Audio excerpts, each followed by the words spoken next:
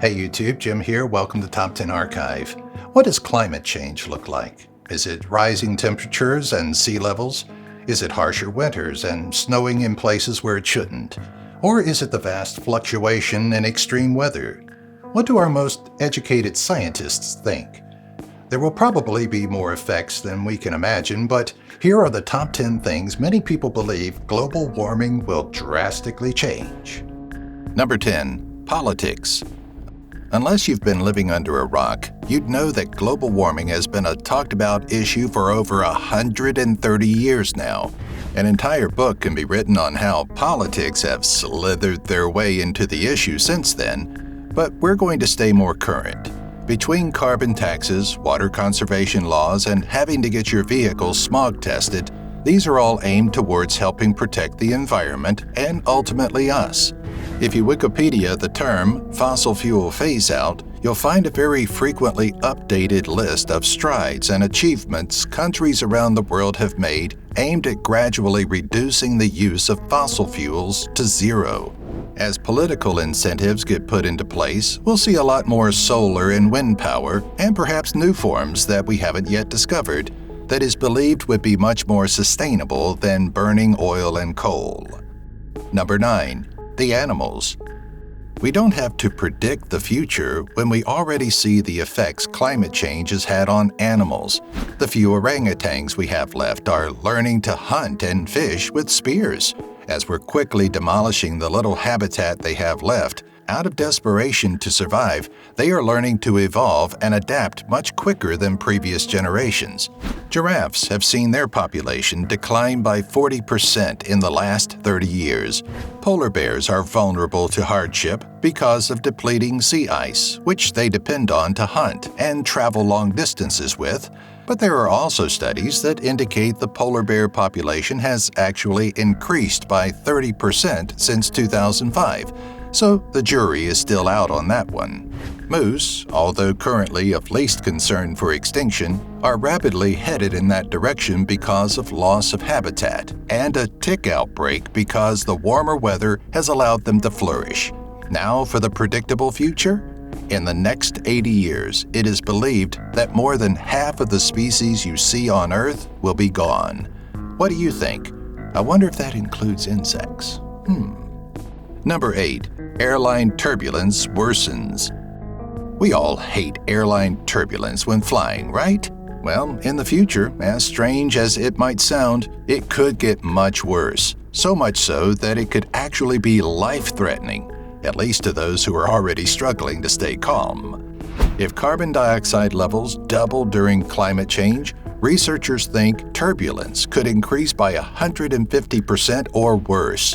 So, on top of TSA being a horrible experience, airlines taking advantage of you left and right, crying babies and tight quarters, now the flying experience is even worse?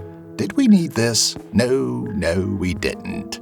Thanks, climate change. Number 7. What we eat. As droughts continue to get worse in high food production regions like California, we'll start to see a massive change in what and how we eat.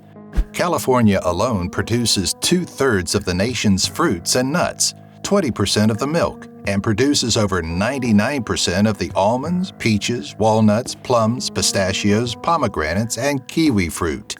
As droughts become more intense in this region and water becomes more scarce, we could be waving goodbye to some of those things. Or at the very least, pay a much heftier price. According to farmers, it takes about 1 gallon of water to produce 1 almond, and about 5 gallons of water to produce 1 walnut. As water becomes more of a scarce commodity, farmers will either reflect prices to offset water costs or move on to crops that consume less water. Number 6. Not everyone hates global warming. Surprisingly, other species are looking forward to some climate change action. Not us, of course. We'll surely not have a good time, but many other species that survive will have altered migratory patterns, altered food sources, and live in new territories. According to National Geographic, mosquitoes, ticks, jellyfish, and beetles, on the other hand, they're on the edge of their seats, like that Michael Jackson popcorn meme. Populations of bark beetles are starting to thrive because less harsh winters allow them to have more generations in a year. Jellyfish are expanding their populations and range as northern waters become more habitable, and mosquitoes have been thriving thanks to hot and humid temperatures. Number 5. Our health. This may seem like a no-brainer, but hear us out. Already humans are dying from climate change-related diseases and human activity. Changes in our planet's conditions can do things like give us heart problems, respiratory issues, and even malaria. Why? Climate can cause droughts, floods, and temperature changes in the water, which allow insects like mosquitoes to flourish, which of course carry diseases. A study in 2015 from the nonprofit organization Berkeley Earth estimated that 1.6 million people die annually from lung, heart, and stroke problems directly because of polluted air. Number 4. Storms are a-brewin. He said there's a storm coming in. I know. Think you've seen the worst of it? Imagine the very worst Hollywood could do to scare us, then maybe double or triple it. Floods, hurricanes, tsunamis, and droughts are all bad enough in their normal horribleness, though year after year, month after month, we continue to shatter records all over the globe. Droughts are getting drier, heat waves are hotter, and hurricanes have been stronger. Being in the grip of Mother Nature will ultimately dictate how and where we live by turning once green valleys into sandy deserts and once beautiful coastlines into part of the ocean. As we see with these two graphs, based on research conducted by the National Oceanic and Atmospheric Association, NOAA, there seems to be a direct correlation between the ocean warming and the number of high-intensity hurricanes we experience annually. Number 3. How we transport ourselves. As we expanded into territories larger and further from one another, we still needed powered transportation to get us there and back. Planes, ships, automobiles, and even walking will be impacted by climate change.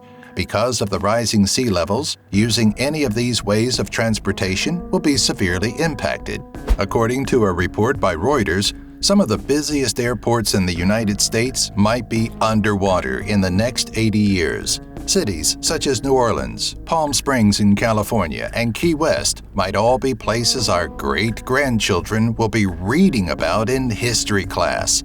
An analysis by the Washington-based World Resources Institute found that with 1 meter (3.3 feet) of sea level rise, an estimated 80 airports globally would cease to function or exist.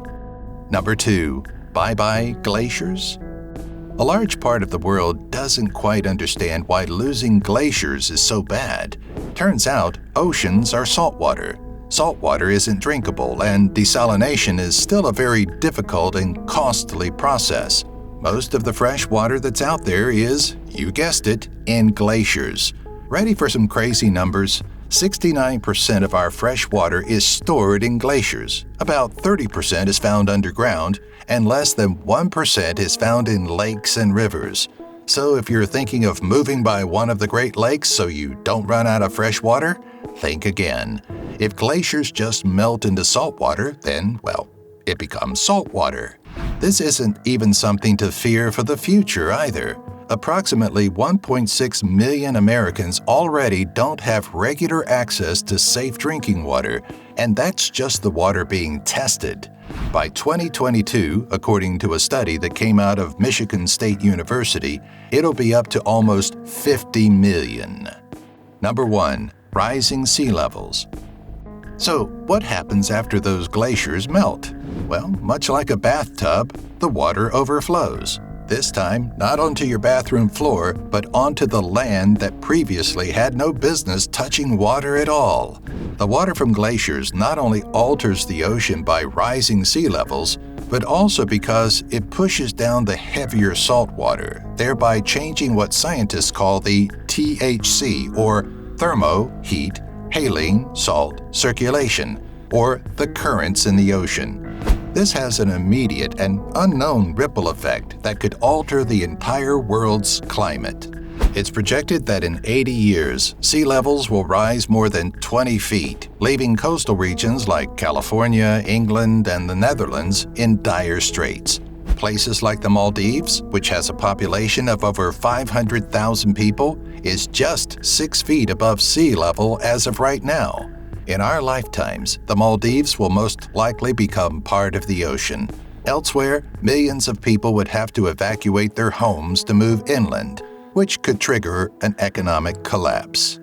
Thanks for watching. Let us know in the comments what you think about these predictions and whether you think climate change is primarily a man-made phenomenon or a natural progression of varying climate changes the Earth has experienced during its existence, or some combination of both. Remember to subscribe, ring the bell, and give this video a thumbs up.